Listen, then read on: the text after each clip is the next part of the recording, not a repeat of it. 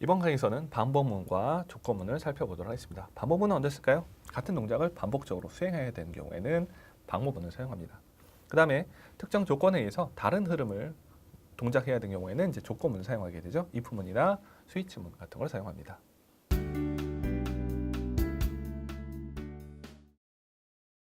먼저 볼 거는 반복문입니다. 스위프트에서 사용할 수 있는 반복문으로는 for를 이용한 반복문이 있고요. 그 다음에 while문, 그 다음에 repeat while문이 있습니다. repeat while문은 다른 언어에서 do while문에 해당하는 게 스위프트에서는 repeat while로 사용을 합니다. 먼저 살펴볼 거는 for문입니다. for문, 우리가 친숙하게 알고 있는 것은 C 스타일 for문이라고 합니다. 어떤 걸 C 스타일 for문이라고 하느냐? for문이 있고요. 그 다음에 증감을 위한 변수 하나가 있고요. 그거에 대한 조건, 그 다음에 증감을 위한 그런 구문을 작성하죠. 이런 식으로 작성한 걸 C 스타일 포문이라고 하게 됩니다. 이런 C 스타일 포문은 스위프트 2.2에서 디플리케이트 되었고요. 스위프트 3에서는 아예 삭제가 됐습니다. 그래서 스위프트 3에서는 이 C 스타일 포문을 아예 사용할 수가 없습니다. 스위프트에서는 포문에 대해서는 포인이라는 걸 제공하고 있습니다. 그래서 C 스타일의 포문 대신 포인을 사용하면 됩니다. 포인을 사용하는 방법은요. 인 이후에 범위나 혹은 배열, 딕셔너리와 같은 콜렉션과 같이 사용을 합니다.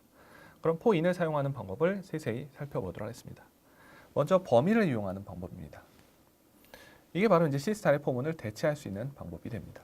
범위 연산자, 지난번에 점점점 3개 이용하는 범위와 점점 2개와 브라켓 이용하는 방법을 살펴봤죠. 마지막 뒤에 있는 것까지 포함하느냐, 포함하지 않느냐 그런 차이가 있었습니다. 그러면 지금 화면상에 보이는 코드는요. 증감을 위해서 i가 있고요. 범위는 0부터 10, 정확히 9까지겠죠. 이렇게 10개, 10번 반복해주는 포문이 되겠습니다. 그 다음에는 배열 혹은 셋과 같이 사용하는 방식입니다.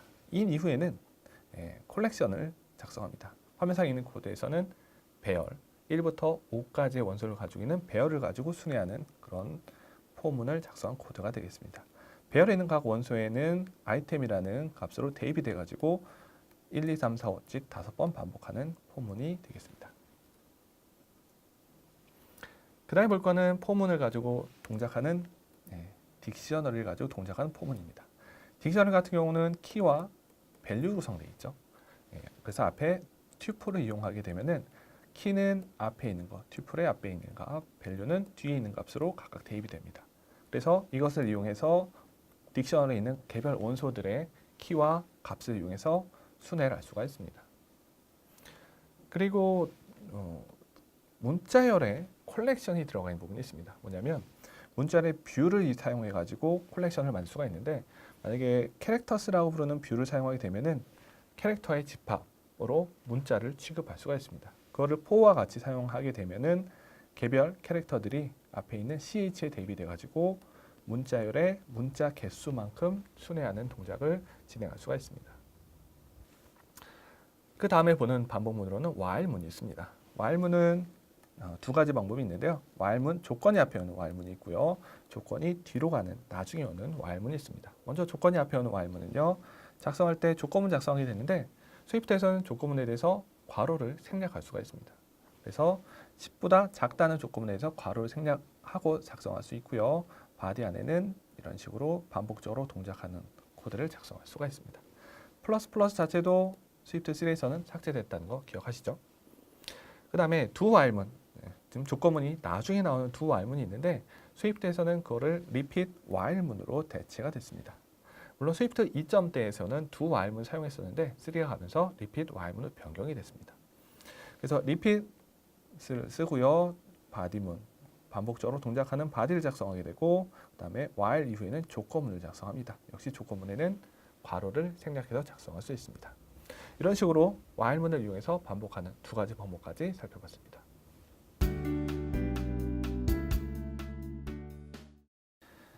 이번엔 조건문을 한번 살펴보도록 하겠습니다. 우리가 많이 사용하는 조건문은 if문이 있죠. 그 if문을 살펴보도록 하겠습니다.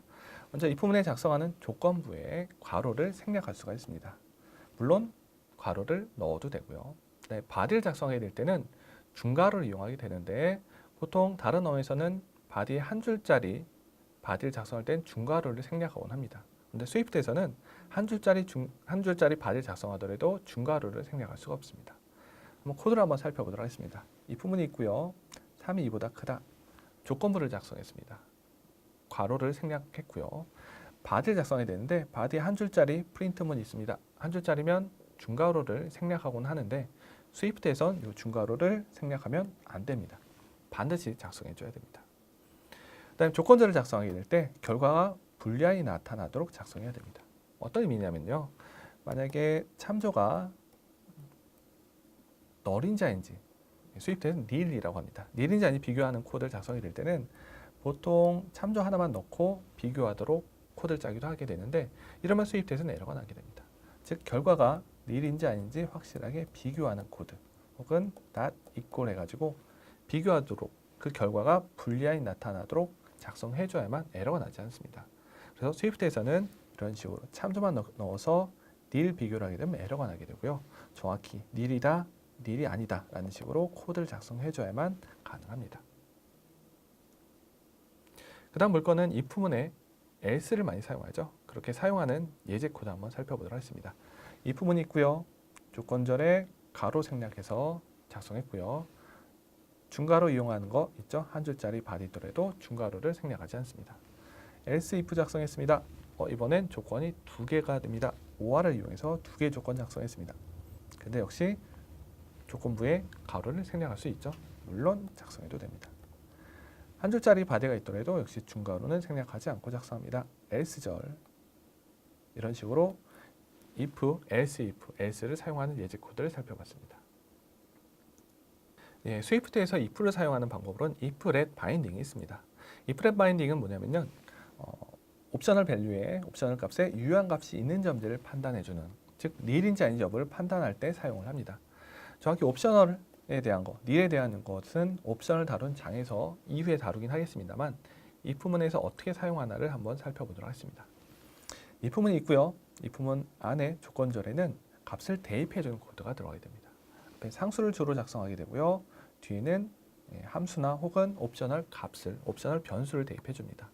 그러면 이거에 대한 결과가 nil인지 아닌지를 판단해가지고 nil이 아닌 유효한 값이다 그랬을 땐 if문 안에 들어가게 됩니다. 이런 식으로 if, let을 이용한 바인딩도 if를 많이 사용하는 패턴이 됩니다. 이런 if, let 바인딩은요. 콤마를 이용해서 여러 개의 값을 바인딩 해주도록 다중 바인딩을 사용해 줄 수 있습니다. 그 다음에 if를 사용해서 사용할 수 있는 방법은 뭐가 있냐면은 샵 available 이용해서 버전 체크를 해줄 수가 있습니다. 예를 들어서 다중 버전, 여러 개의 버전을 지원해야 되는데 그때마다 사용할 수 있는 API가 다를 수도 있거든요. 그런 경우에는 if 샵 available 이용해서 안에다가는 동작해야 되는 플랫폼에 대한 정보를 작성하게 됩니다. 여기서는 iOS 10, macOS 10.12, 즉 이 조건에 만족하게 되면은 중괄호 안에 body를 들어가게 됩니다. 이런 형태로 버전별로 혹은 플랫폼별로 다르게 동작해야 되는 거 그런 것은 if문을 이용해서 역시 작성할 수가 있습니다. 그 다음 볼 조건문으로는 exit를 위한 조건문이 있습니다. 일단 exit에 대해서 한번 살펴보도록 하겠습니다. exit는 함수나 반복문에서 나타나는 개념이 됩니다. 그게 뭐냐면요. 함수나 반복문을 마치는 것을 exit라고 합니다. 일단 기본적으로 우리가 함수나 혹은 반복문을 사용하게 되면은 exit가 하나는 반드시 존재합니다. 그게 뭐냐면 함수 실행을 완료한 경우 혹은 반복 조건을 다 채워가지고 반복문을 마치는 경우 이런 경우 정상적인 exit가 하나 있습니다. 그런데 우리가 코드 작성하다 보면요. 이런 정상적인 exit 외에 별도로 또 다른 exit를 주고 싶을 때가 있어요. 즉 정상적인 흐름과 다른 상황이 만나게 되면은 더 이상 함수나 혹은 반복문을 실행하지 않고 나가도록 하고 싶을 수 있거든요. 그런 경우에는 exit가 추가적으로 들어갈 수가 있습니다. 그래서 함수나 반복문 같은 경우는 exit가 여러 개가 나타날 수 있습니다. 그런 exit를 작성해야 되는 경우에는 if문이나 혹은 앞으로 찾아볼 가드를 이용해서 만들게 됩니다. 그런데 exit를 가지고 사용하는 패턴은 뭐가 있냐면 early exit가 있습니다. 그건 뭐가 있냐면 함수나 혹은 반복문을 실행할 때 먼저 조건을 검사를 합니다. 검사를 해가지고 조건에 맞지 않으면 바로 그 함수나 반복문을 빠져나가게 하는 방식이 early exit라고 합니다. 빨리 판단해서 더 이상 진행하지 않고 빨리 빠져나가게 만드는 것. 이게 바로 early exit가 됩니다. 그럼 early exit를 사용하기 위해서는 if문이나 혹은 다른 문, 스위프트에서는 가드문을 사용하게 됩니다. 그래서 if 조건문과 비슷하게 사용할 수 있는데요. 가드를 이용하게 되면은 가드는 엑시트 전용으로 사용하게 되는데 특히나 얼리 엑시트용으로 많이 사용을 합니다. 가드문을 사용하는 방법을 한번 살펴보도록 하겠습니다. 가드문 사용하는 방법은 if문과 거의 비슷하게 됩니다. 역시 조건절이 들어가게 되고요. else가 들어갑니다. else 절에는 엑시트에 관련된 코드를 반드시 넣어줘야 돼요. return이나 아니면 break문 같은 것을 반드시 넣어줘야 됩니다. 그럼 가드문과 if문에 대한 차이점을 한번 살펴보도록 하겠습니다. 일단 가드문의 바디에는 무조건 exit 명령이 들어가야 돼요. exit 명령을 들어가지 않으면 에러가 나게 됩니다. 네, 조건 작성하는 방식이 if문이랑 가드문이랑 좀 차이가 있습니다.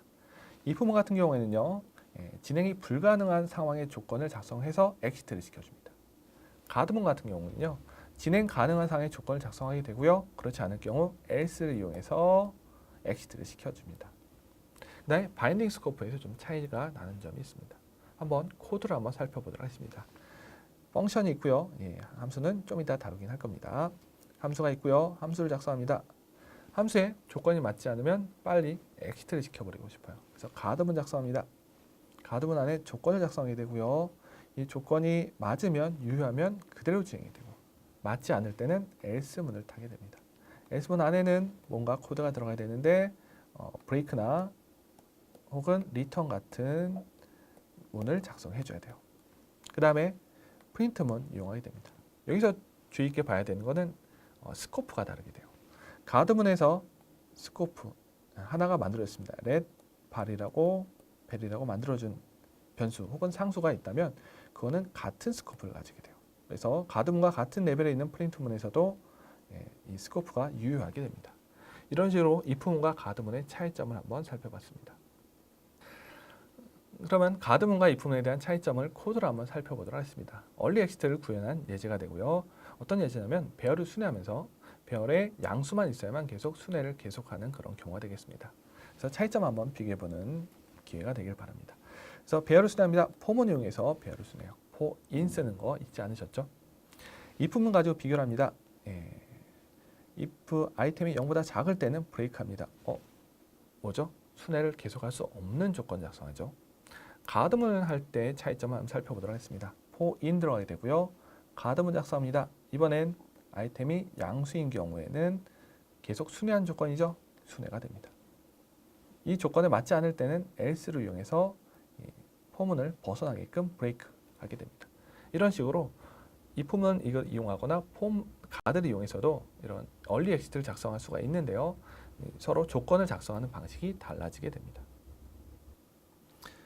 이번에는 스위치를 이용한 조건문을 살펴보도록 하겠습니다. 일단 스위치 같은 경우는 다양한 케이스를 작성하죠. 다른 언어에서는 케이스를 작성하고 그 케이스를 끝내기 위해서 브레이크문을 작성하게 되는데 스위프트에 있는 스위치문 같은 경우는 조건에 맞는 케이스 하나만 실행하고 바로 끝나버립니다. 그렇기 때문에 어떤 차이가 있느냐? 브레이크문을 작성할 필요가 없습니다. 그 다음에 다음 케이스까지 실행하기 위해서는 false라는 명령어를 이용해야만 다음 케이스까지 저절로 실행이 됩니다. 케이스문 작성하는 방법에는 어떤 차이가 있느냐면 일단 스위프트에 있는 케이스에는 스위치 조건에 들어가 있는 조건을 모든 조건에 대한 케이스를 작성해 줘야 됩니다.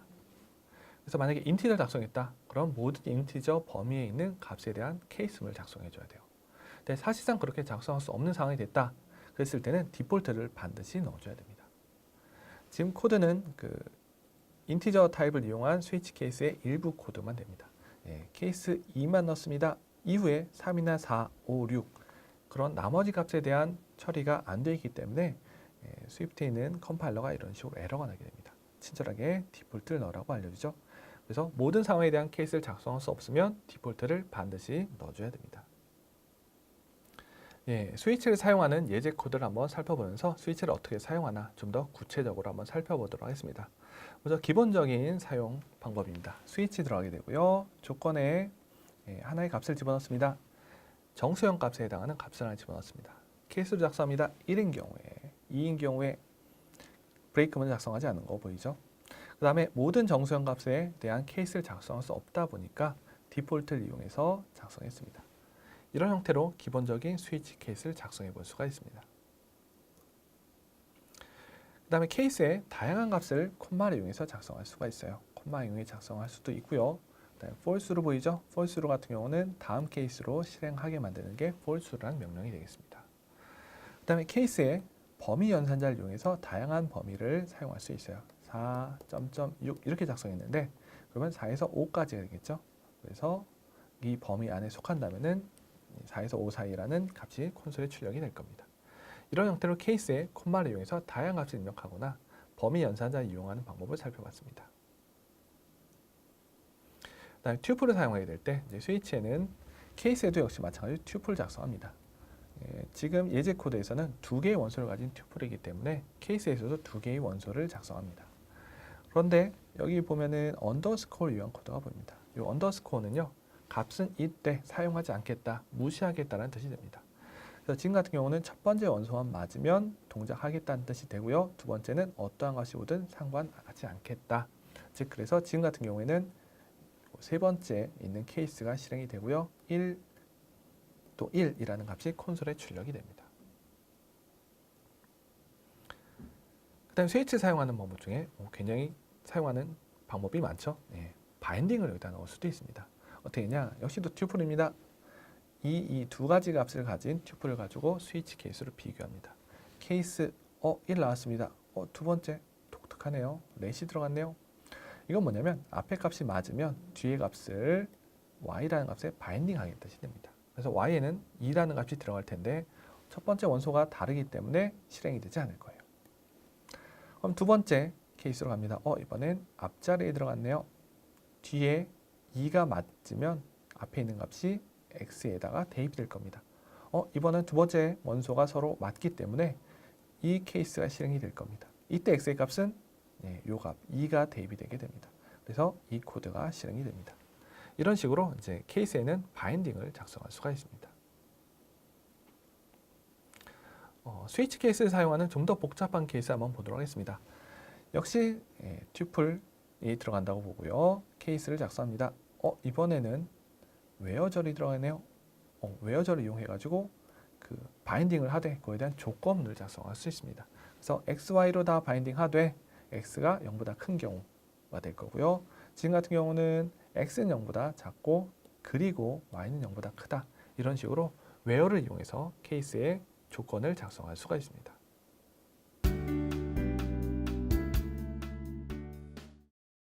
그러면 한번 코드로 실습을 한번 해보도록 하겠습니다. 먼저 볼 거는 포문을 한번 살펴볼게요. 일단 포문을 작성하게 되는데 우리가 많이 사용했던 방식의 포문을 먼저 해보도록 하겠습니다. i는 0부터 10보다 작다, 플러스 많이 보던 거죠. 이런 C*의 포문을 작성하게 되면은 컴파일러가 이렇게 에러를 나게 돼요. C*의 포문이 삭제됐다고 에러가 나죠. 더 이상 이런 C*의 포문을 작성할 수 없습니다. 대신 사용할 수 있는 게 뭐가 있냐면 범위 연산자를 이용해야 됩니다. 조건절에 가로는 생략할 수 있고요. in해서 작성합니다. 이러면 9까지 동작하는 포문을 작성할 수 있어요. 결과를 보면은 하단에 디버깅을 보면은 9까지 나오는 걸 볼 수가 있습니다. 이런 형태로 이제 포인으로 바뀌게 됐고요. 포인 사용하는 방법으로는 컬렉션을 넣어서 사용할 수가 있습니다. 이런 식으로 벨과 같이 사용하는 코드가 되겠습니다.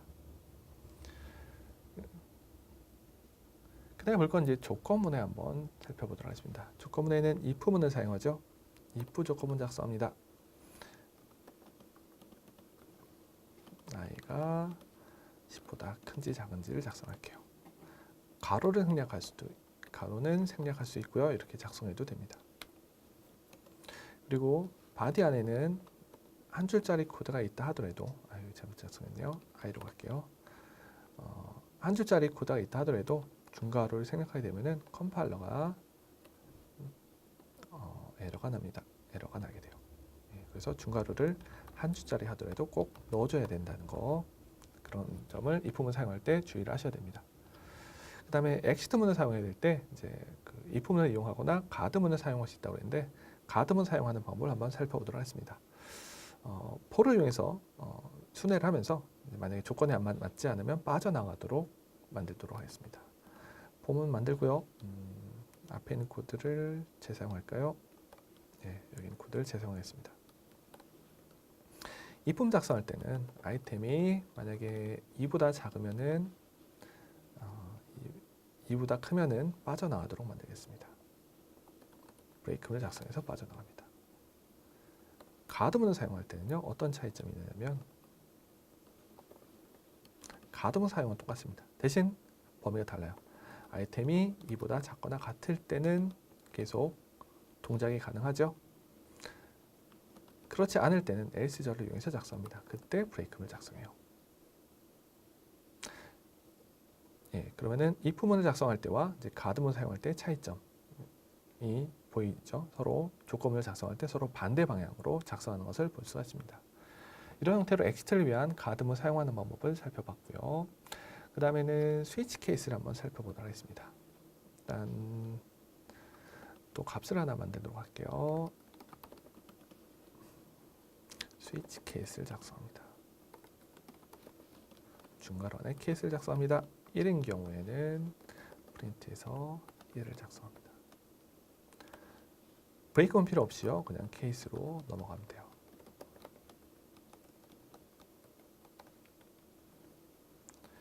나는 1하고 2만 비교할 거야 라고 1, 2만 넣게 되면은 컴파일러 이렇게 에러가 나요. 예.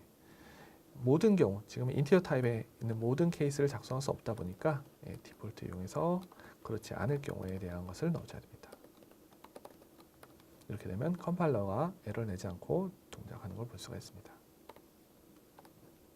그래서 결과도 정상적으로 나오는 것을 확인해 볼 수가 있습니다.